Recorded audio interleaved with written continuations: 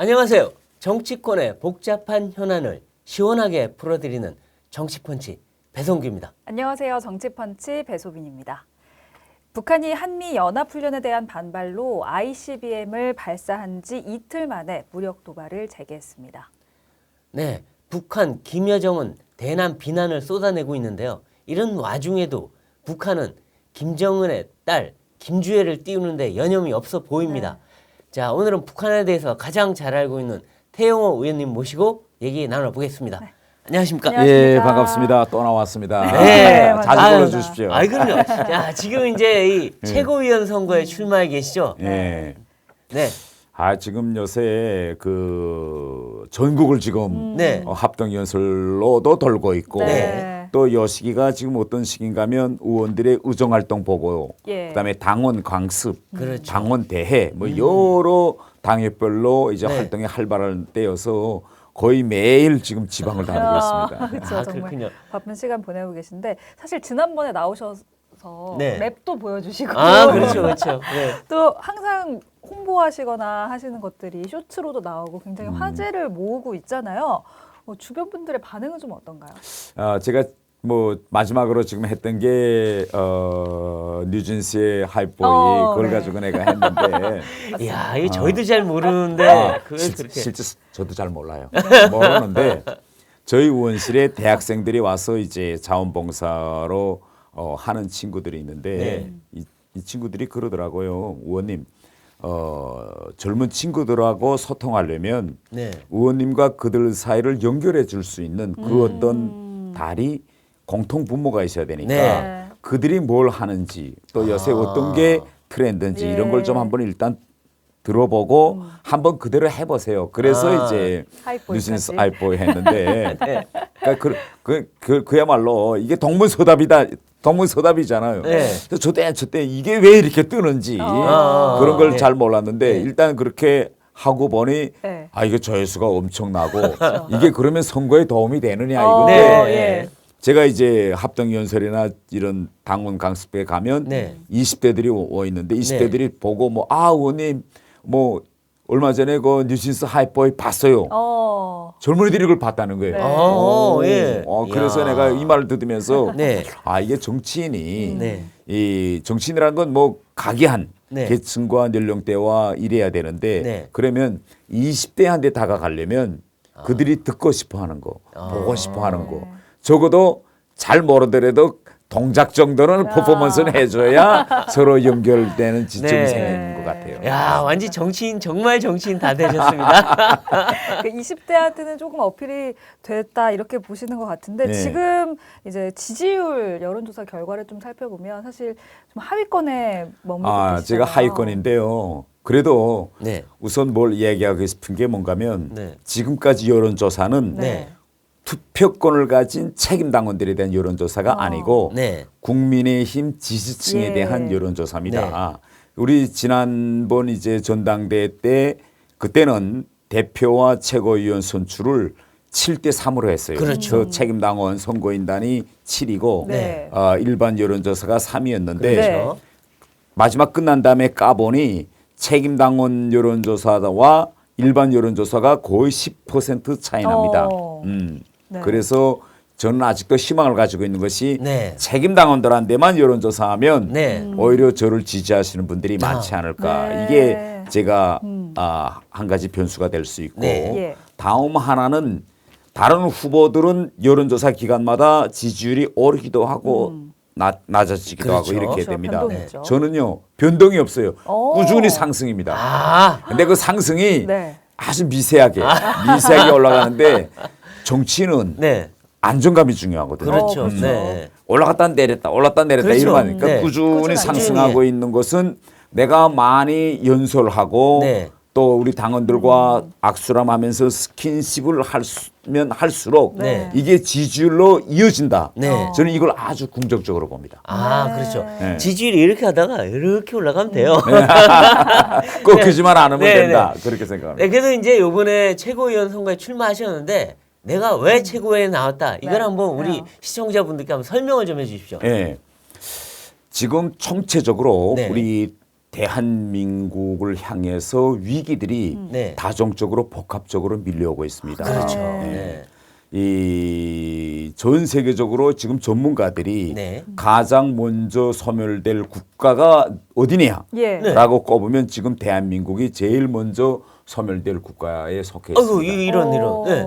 첫 번째는요, 네. 저출산 문제입니다. 아, 그렇죠. 인구 위기. 네. 인구 위기. 우리만큼 지금 이 저출산율이 그렇죠. 가파르게 올라가는 나라가 없어요. 네. 맞아요. 별로 또 대응도 지금 없습니다. 없죠. 윤석열 정부가 들어와서 여러 가지 지금 대책을 찾고 있지만 음. 그래서 이제 하고 두 번째는 핵 문제입니다. 핵 문제. 예. 왜 이게 북한의 핵이 계속 고도화되고 뭐 이렇게 되니 많은 사람들이 야 이러다가 정말 핵 전쟁이 일어나는 네. 거 아니야? 또 네. 북한은 핵을 먼저 쓰겠다고 하니 그렇죠. 그래서 여러 가지 위기들이 있지만 뭐 그 외에 네. 기후 위기라든가 여러 가지 위기가 있지만 이렇게 복합적으로 다정적으로 몰려오는 이 위기에 네. 우리 국민의힘이 여당이잖아요. 여당이 그렇죠. 이 위기를 해결하는 데 선봉장에 서야 합니다. 네. 그런데 제가 음. 이 여러 가지 위기들 중에서 네. 우리가 직면한 핵 위기, 네. 안보 위기 이걸 하려면 우선 일단 김정은 정권을 잘 알고 네.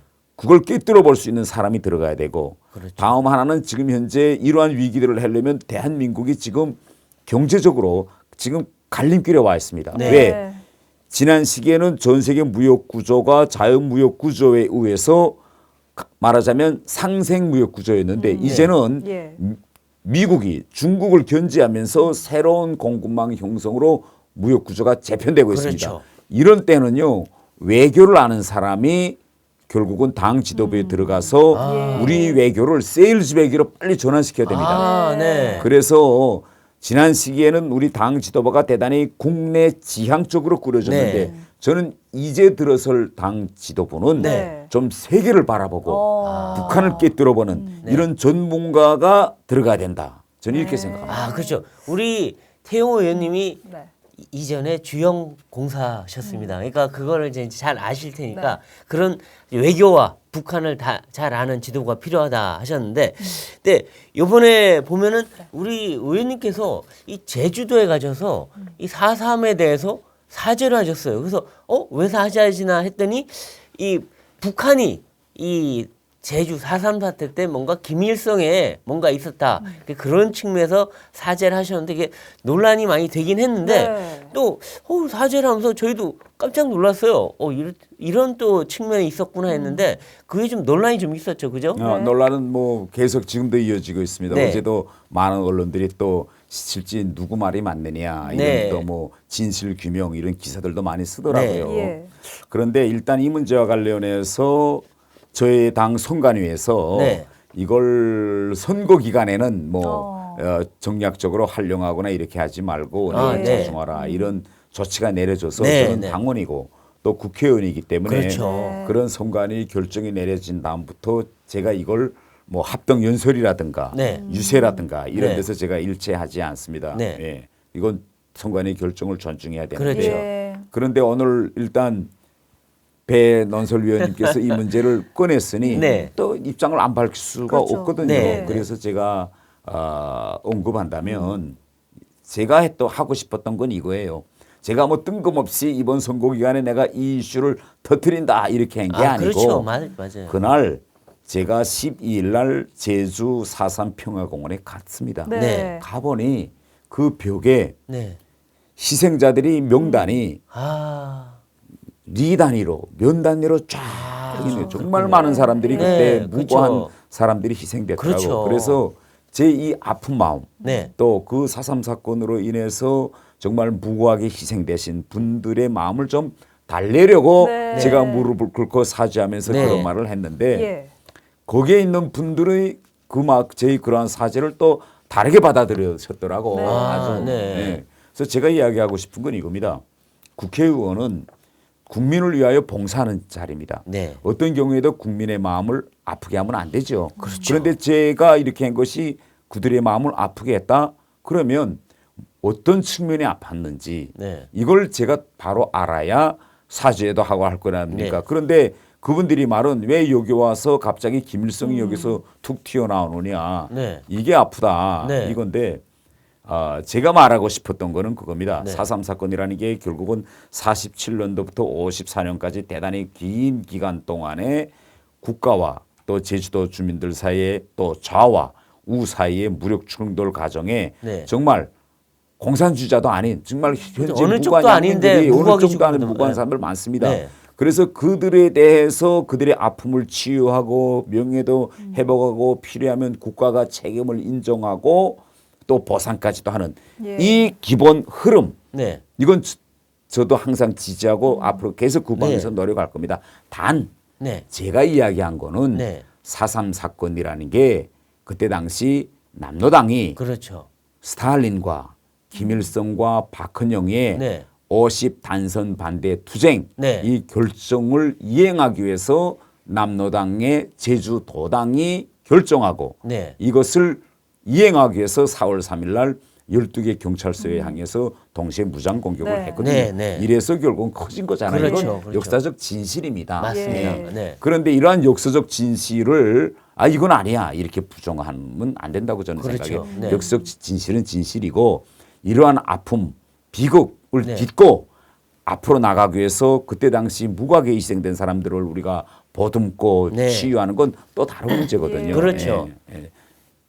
맞습니다. 네. 근데 그래서 뭐 이 지금 말씀하신 거는 그 남노당의 결정 과정에 대해서 그게 김일성의 지시가 있었다라고 말씀하신 건데 그거는 뭐 역사적인 사실인지 아니건 이제 앞으로 더 규명하고 살펴볼 문제니까 그거는 그대로 하고 네. 또 4.3 사태 희생자들 추모하는 건 추모하고 예. 그렇게 가는 게 진실이 아닌가 네. 그런 생각이 듭니다. 근데 이제 제주도민들은 계속해서 사과를 하라고 요구를 네, 하고 그래서 있는데 저도 네. 이야기했습니다. 아니 어제도 제가 그 CBS 김현정의 뉴스쇼에 가서 네.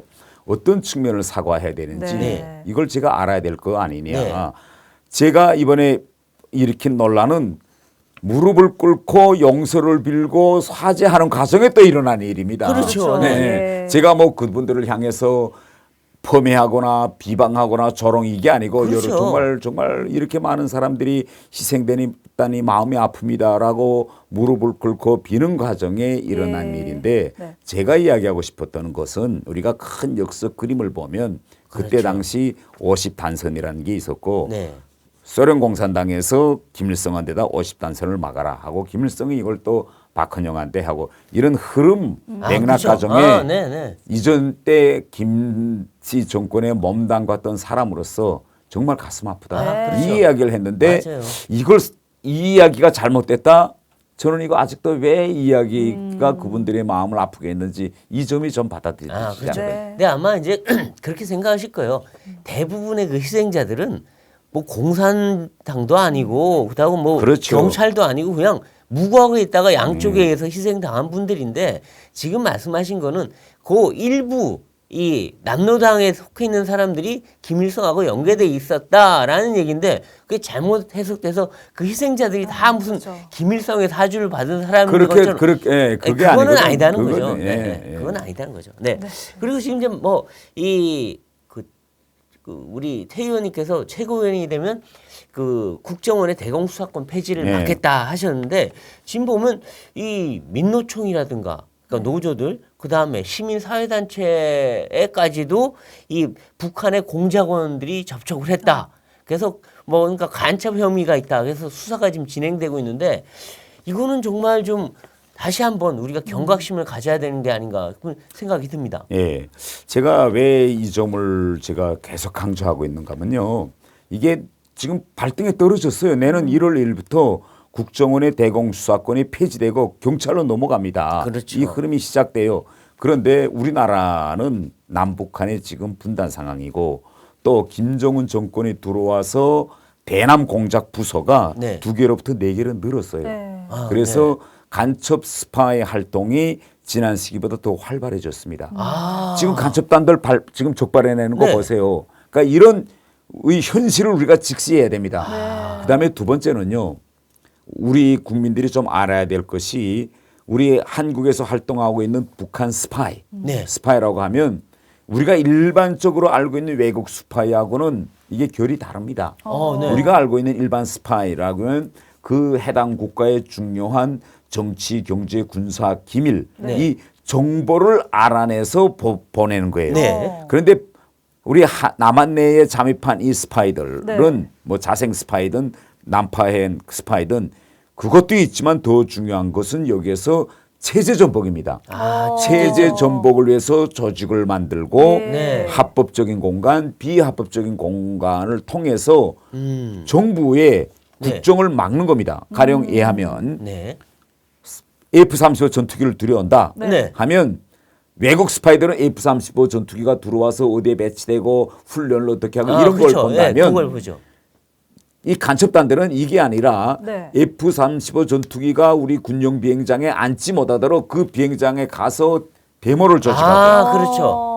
뭐 소음공해 일으킨다 주민들 일어나라 뭐 이러면서 그렇죠. 그렇게 해서 정책을 막아나서서 우리 안보 근간을 흔드는 겁니다. 그렇죠. 그게 충청 간첩단. 그렇죠. 뭐 그거죠. 예, 예. 그겁니다. 그래서 저는 국민들이 이 두 가지 점 네. 하나는 김정은 시대에 들어와서 대남 공작 부서가 늘어나서 지금 충성 경쟁하고 있는 현실 직시하자 북한 스파이는 우리가 알고 있는 정보 수집 목적이 아니고 체제 체제 전복이다. 전복이다. 그겁니다. 그런데 자 그러면 간첩을 잡아내야 되겠죠. 네. 간첩을 잡아내는데 최근에 드러난 간첩단 사건 다 보세요. 뭐 중국이나 캄보디아나 네. 베트남에 불러다가 그렇죠. 보고받고 가업 줬다는 거잖아요. 그렇죠. 그러면 지금 간첩잡의 활동은요 해외에 반드시 망이 있어야 됩니다. 맞습니다. 해외에서부터 들여다봐서 마지막에 국내에서 어. 얘들이 활동하는가 보고 활동하는 순간에 그렇죠. 딱 잡아야 되는데 예.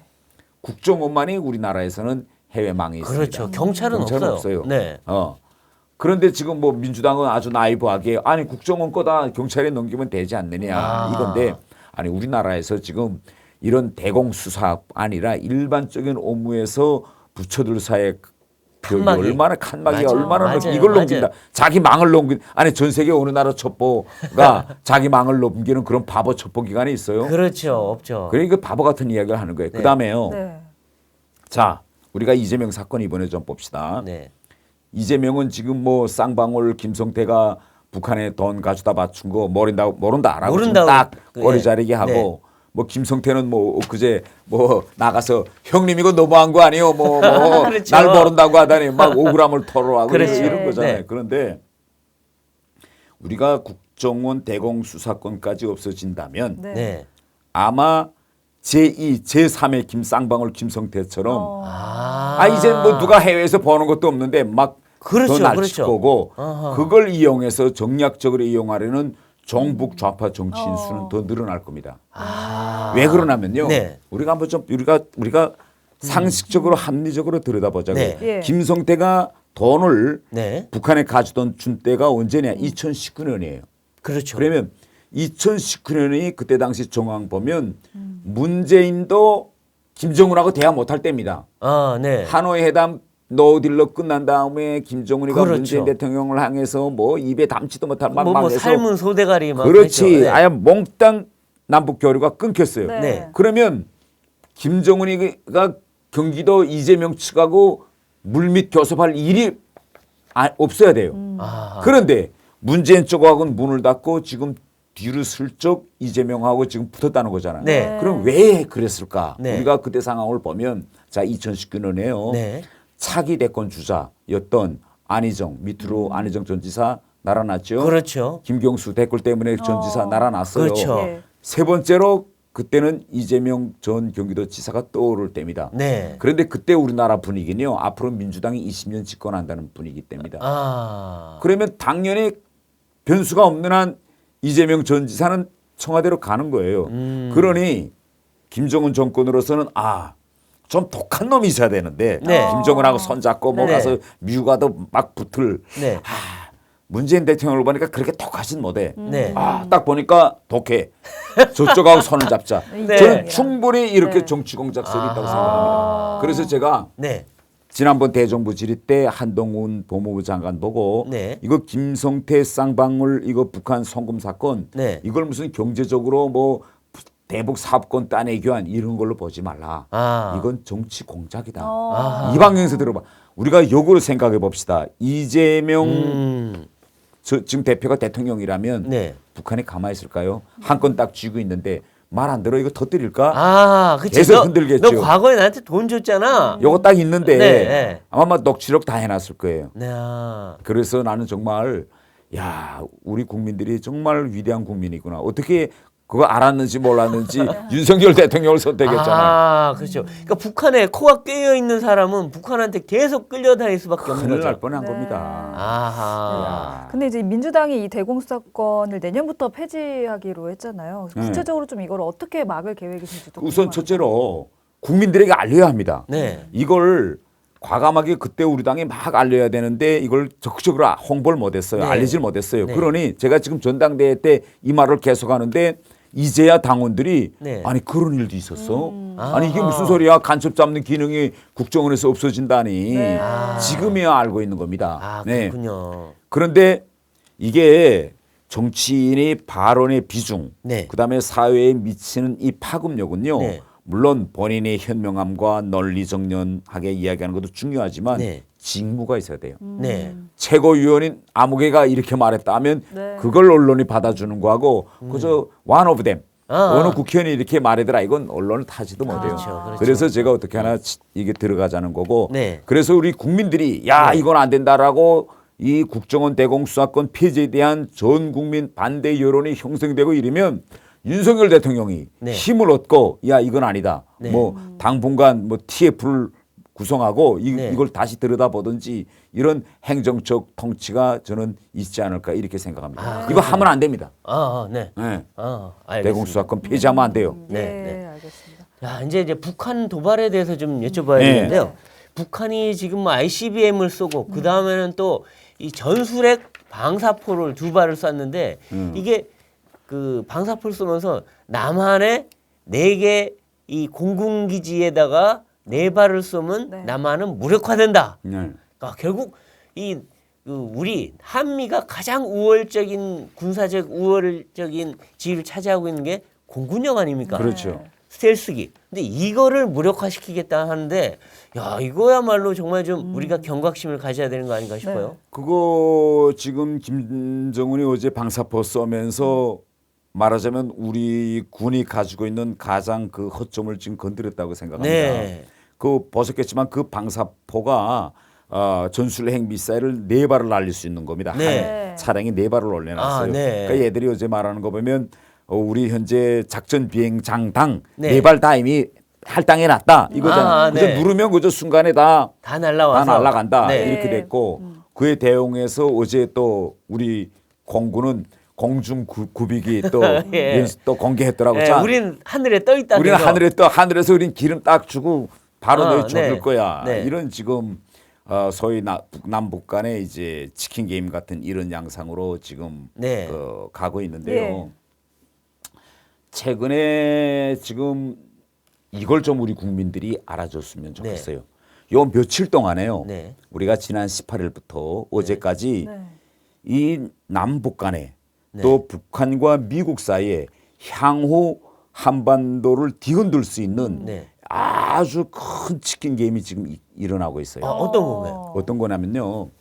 이 북한이 자기의 핵 전략을 최근에 완전 대폭 수정했습니다. 어. 이걸 우리가 알아야 돼요. 예. 어떻게 수정? 어떻게 수정했느냐? 9월 달에 뭐 지난번에도 왔지만은 북한이 자기의 핵무력을 선제 공격용으로 쓰겠다라는 그렇죠. 걸 네. 법으로 만들었습니다. 그렇죠. 법제화했죠. 법제화하고 딱 폼 잡았는데 윤석열 정부와 바이든 정부가 너네 그래 그러면 우리는 한미 확장 억제력 네. 예. 이게 진짜 가동될 수 있게 실행력 높일 거야. 네. 그래가지고 뭐 그저께 어제 들어간 것처럼 비완디 네. 뭐 편대가 출격하고 그렇죠. 이렇게 돼서 실제 이것이 가공되고 있은 작전상 활용 가능한 것임을 지금 보여줍니다. 그렇죠. 네. 너네 그저 까불면 죽는다. 네. 이걸 바로 친다. 때린다 이거죠. 이렇게 했죠. 그러니까 김정은이가 이거 우리 전술 좀 바꿔야 되겠다. 그래서 지난해 12월 달 당 전원회에서 네. 미국에 새로운 메시지를 또 보냅니다. 네. 어떤 메시지냐? 네. 북한이 가지고 있는 핵은 예. 전략 핵과 전술 핵으로 나뉘어진다. 아. 요 전술 핵은 선제 공격용이다. 그런데 전략 핵은 네. 선제가 아니고 요건 반격용이다. 어. 이렇게 구분해 놨습니다. 미국에는 선제 공격 안 하고 그거죠. 남한에만 한다. 아, 단번에 이해하시네. 네. 그래서 어제도 또 그 ICBM 쏘면서 뭐 우리를 보고 야 바보야 우리가 서울에 ICBM 왜 쏘겠느냐. 아, 이건 네. 미국용이다라고 선을 왜 그었는가 하면 이 모든 핵을 다 선제 공격용으로 한다면 미국이 가만히 있겠어요. 쟤들이 네. 단추 누르지 뭐 전에 킬체인과 같이 네. 사전에 때려서 제압하겠다. 네. 이러니까 아. 지금 북한이 한미를 갈라놓고 해서 전술핵은 선제, 요건 반격이야. 그런데 네. 반격할까 말까는 미국의 대응 보고 우리가 결심할 거야. 요겁니다. 아, 네, 그래서 네. 어제 김여정이가 뭐라고 했는가 하면 앞으로 태평양에다가 미사를 쏠지 말지는 네. 미국의 대응 보고 우리 결정할게. 아, 네, 네. 이렇게 엮여요. 그래서 저는 이걸 딱 보면서 야, 이 북한의 핵 전략이 또 한 단계 업그레이드 했구나. 예. 여기에 지금 미국의 가장 약한 점을 파고드는 거예요. 아. 왜 파고드느냐면 최근에 미국에서 전문가들이 어떤 말을 자주 하는가 하면 네. 북한의 ICBM이 성공하기 전에 네. 다시 말하면 북한이 미국의 워싱턴이나 뉴욕을 핵으로 공격하는 능력 네. 그걸 보유하기 전에 바이든 행정부가 북한과 협상을 해서 빨리 고려해라. 아. 협상론이 나오긴 해요. 그래서 맞아요. 이걸 좀 막자. 이게 대단히 힘을 얻고 있습니다. 그런데 미국이 여기에 끌려 들어가서 하면 이게 뭐냐? 북한이 수십 년 동안 주장했던 핵 군축 회담이 되는 거예요. 그렇죠. 네. 이런 걸 지금 북한이 지금 갈라치기 전술하는 거죠. 지금. 아하. 이걸 좀 우리가 최근에 달라진 북한 핵 전략을 우리가 이해하는 게 선차적입니다. 네. 아, 그렇군요. 근데 이제 미국 측 전문가들 같은 경우에는 북한의 ICBM 기술이 대기권 재진입 기술까지 이제 확장이 됐다, 확보를 했다 이렇게 좀 평가를 했는데 우리나라 입장에서는 좀 부정적인 입장을 보였거든요. 의원님 생각은 어떠십니까? 그 합참은 부인했더라고요. 네. 그런데 김여정의 담화를 보면 아주 상세하게 나와 있어요. 네. 재진입도 못하고 우리가 어떻게 기술 지원을 평가하겠느냐. 예. 네. 아주 상세하게 나와 있고 미국 사람들이 김여정의 말을 듣고 일부 전문가들은 아 재진입도 성공했을 것이다. 그런데 우리가 여기서 우리가 간과하지 말아야 할 것은 지금 현 시점에서 재진입이 성공했느냐 말았냐 이거 가지고 논쟁할 필요 없습니다. 왜? 북한은 성공할 때까지 할 거예요. 아, 그렇죠. 그러겠죠. 성공할 때까지 할 겁니다. 네. 그렇기 때문에 우리는 어떤 대응이 필요하냐. 성공했다는 걸 가정한 대응이 우리는 필요합니다. 아, 네, 네. 북한이 지금까지 하겠다는 거 못한 거 있는가요? 그렇죠. 다 했죠. 다 사실은. 해왔습니다. 미사일 관련해서는 다 네. 했어요. 네. 네. 그렇죠. 근데 그러면 우리가 궁극적으로는 이 북한 핵을 제어하기 위해서는 우리도 핵무장을 해야 된다. 이런 주장을 해오셨어요. 네. 네. 자, 근데 우리가 핵무장이 가능할지 어떻게 생각하십니까? 저는요 이렇게 생각합니다. 가능할까 말까 이걸 가지고 자꾸 논쟁하면요 우리 스스로가 자가당착에 빠지고 우리 스스로가 앞이 보이질 않습니다. 네. 그래서 저는 가능하냐 마냐 이렇게 논점을 세우지 말고 네. 이거는 우리가 무조건 해야 될 선택사항이 아니고 의무사항으로 우리도 이제 하자. 저는 이렇게 논점을 정하고 네. 다가가고 그렇게 방향을 정했다면 거기에 해당한 논리도 개발하고 미국도 설득시킬 수 있다. 그래서 제가 내놓은 컨셉이 뭔가 하면 한시적 핵무장론입니다. 한시적. 한시적 핵무장론. 네. 이게 미국 사람들하고 이야기해 보면요. 우리 핵 필요해. 우리 핵무장 할 거야.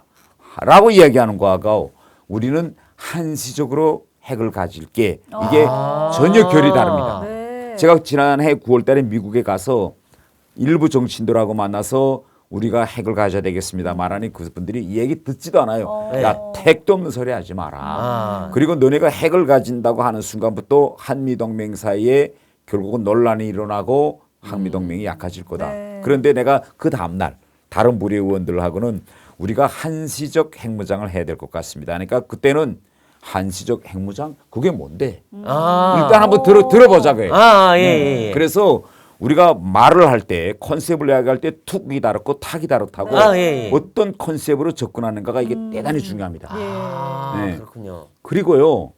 저는 이 핵무장 자체 핵무장론을 우리가 얘기할 때 현실을 좀 직시해야 된다고 생각한다. 네. 왜냐하면 우크라이나 전쟁을 계기로 해서 동북아에서 지금 핵 균형이 완전히 지금 깨지고 있습니다. 네. 그렇죠. 러시아, 중국, 북한 이 세 개 핵 보유국들이 삼각 핵 군사 동맹을 형성하고 있어요. 지금 이번에 봤지만 북한이 재래식 무력 우크라이나 거기에 포도 보내고 뭐 이렇게 네, 그렇죠. 하고 러시아에 무기 수출했다는 거죠. 했죠.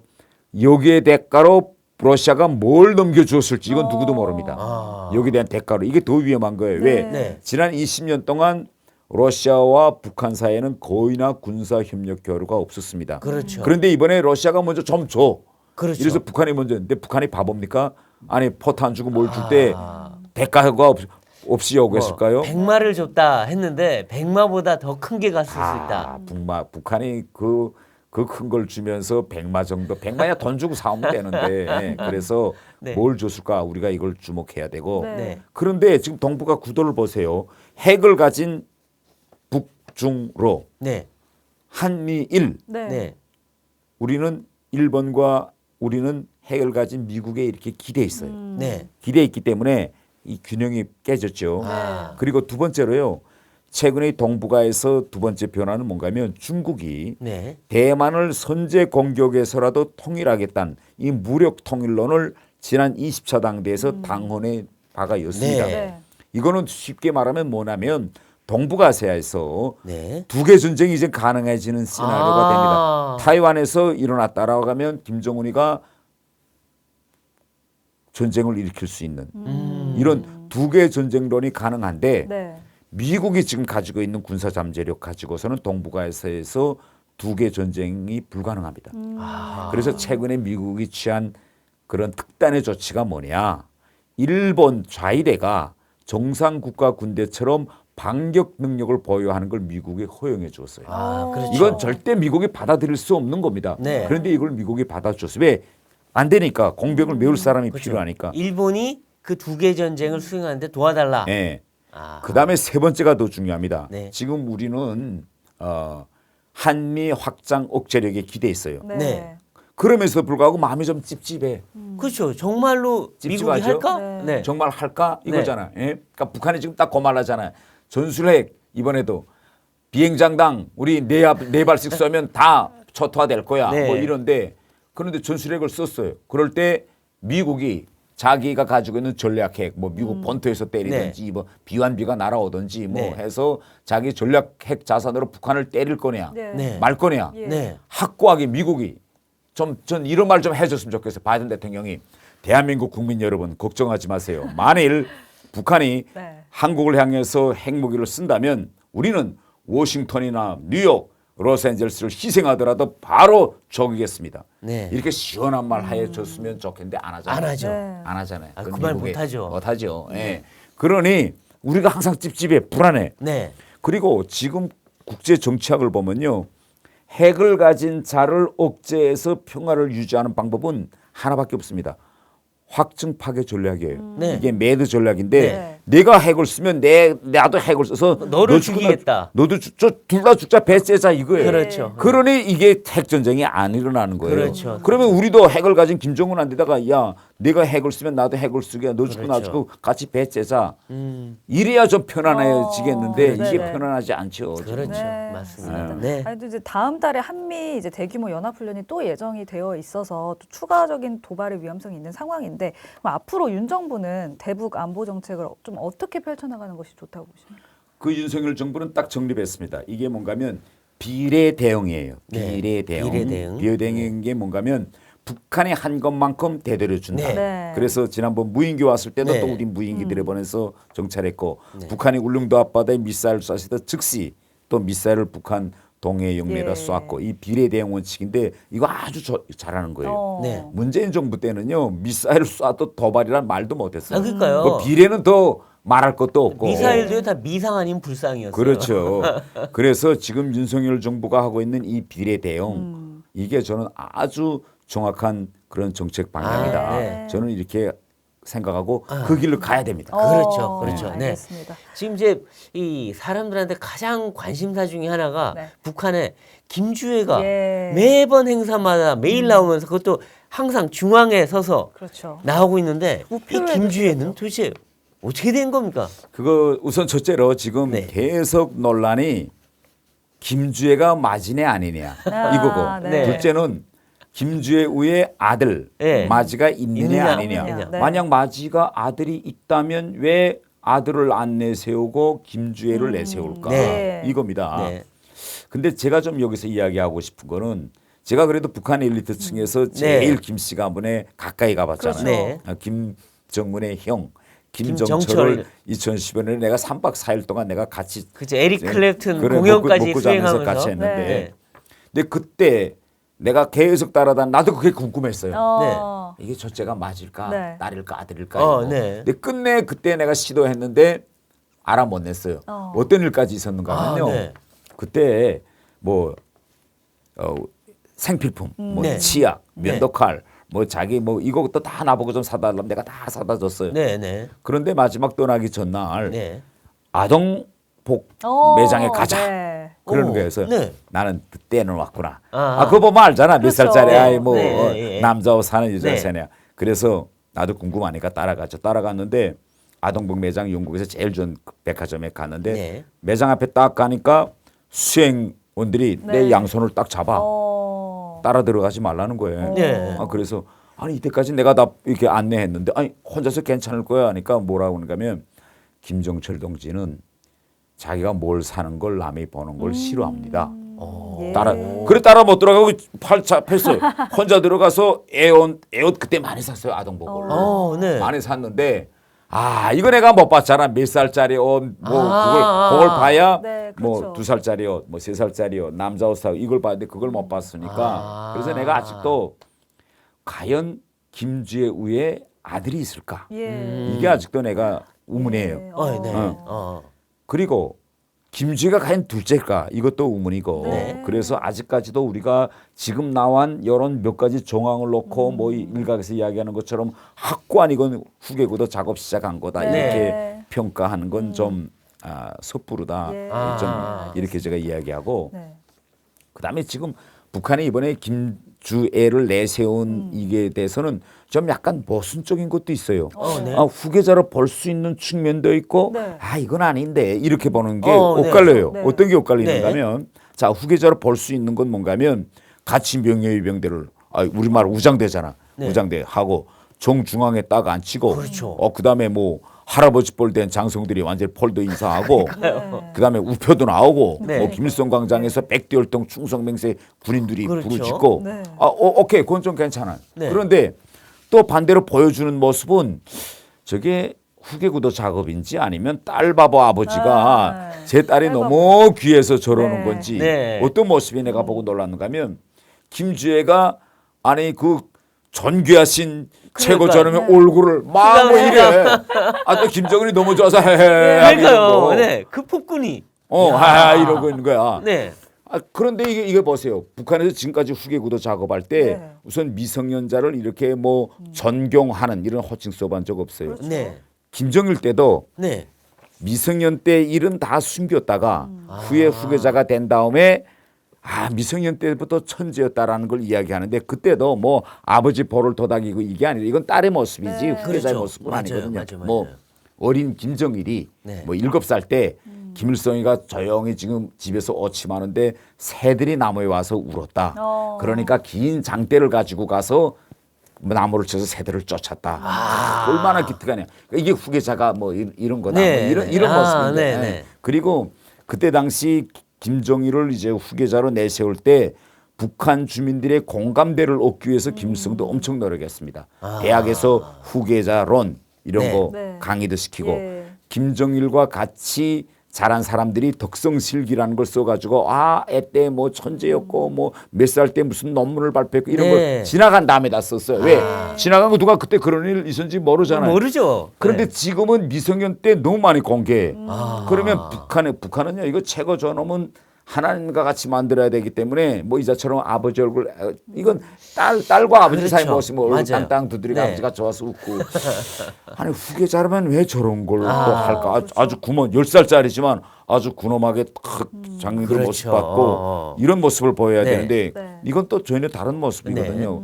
그래서 좀 대단히 모순적인 좀 행태가 보인다. 네. 이런 걸 좀 제가 네. 얘기하고 그래도 싶어요. 좀 시대가 바뀌었으니까 좀 백두혈통이 무너지더라도 김주혜가 사실 후계자가 된다면 그 아들이 또 이어갈 가능성이 그것도 있잖아요. 지금 대단히 그 변수인데 네. 그렇잖아요. 이제 김주혜도 뭐 시집 안 가고 끝내 한다. 이건 백혈통이 끊어진다는 거잖아요. 네, 네, 네. 그러니까 어차피 뭐 시집 갈 거고 결혼을 해서 예. 애를 낳는다면 네. 그러면 백혈통이 다른 집으로 넘어가는 그렇죠. 겁니다. 어. 혈통 안에 혈통. 네. 김 그래서 씨가 더 이상 아니다. 그래서 과연 그러면 이거 이런 것도 이게 이런 무리수도 둘까? 네. 좀 이거 있고 그리고 네. 우리가 김정일을 보면 답이 나와요. 네. 김정일이 제일 먼저 난 자식이 김정철 아들이었거든요. 네. 그렇죠. 그래서 얘를 내세우면 되겠구나 하고 대단히 좋아했는데 네. 그 김정남 네, 김정남 김정남. 마지 네. 마지의 생모가 결국은 성혜림이라고 유부녀예요. 그러니까 아. 이게 정통성에 맞지 않는 거지. 그래서 합법적으로 결혼해서 김용숙이라는 여성과 공식 결혼을 했는데 딸밖에 없어요.